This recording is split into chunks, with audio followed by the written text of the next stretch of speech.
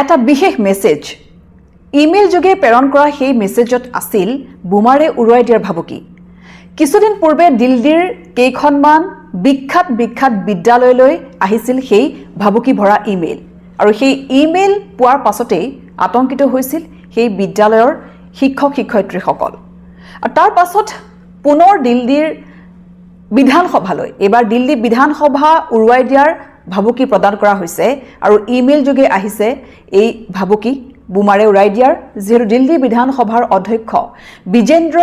গুপ্তালৈ এই ভাবুকি ভৰা ইমেইল প্ৰদান কৰা হৈছে কোনো অচিনাক্ত দুৰ্বৃত্তই এই ভাবুকি ভৰা ইমেইল দিছে য'ত লিখা আছে যে কেৱল দিল্লী বিধানসভাই নহয় লালকিল্লা আৰু আৰ্মি স্কুলতো বোমা বৰ্ষণ কৰা হ'ব গতিকে কোনো অচিনাক্ত দুৰ্বৃত্তই এই ইমেইল প্ৰেৰণ কৰাৰ পিছতেই এতিয়া হাহাকাৰ লাগিছে আৰু বিশেষকৈ চোৰাংচোৱা বা আৰক্ষী তেওঁলোক সষ্টম হৈ পৰিছে কাৰণ বিগত বৰ্ষত 2025 বৰ্ষৰ 10 নৱেম্বৰত লালকিল্লাৰ সমীপত আইডি বিস্ফোৰণৰ ঘটনা সংঘটিত হৈছিল যেটো ঘটনাত নেকি 10ৰ পৰা 13 গৰাকীকৈ লোকৰ প্ৰাণহানি হৈছিল আৰু 20ৰ পৰা 30 গৰাকীকৈ লোক আহত হৈছিল যথেষ্ট এটা ব্যস্ততাপূৰ্ণ অঞ্চল আৰু জনবহুল এটা অঞ্চল সেই অঞ্চলটোত লালকিল্লাৰ যি মেট্ৰো ষ্টেচন আছে তাৰ সমীপতে সেই আইডি বিস্ফোৰণ হৈছিল এটা খুব ভিৰৰ মাজত এখন গাড়ীত সেই আইডি আছিল আৰু তাৰ বাবে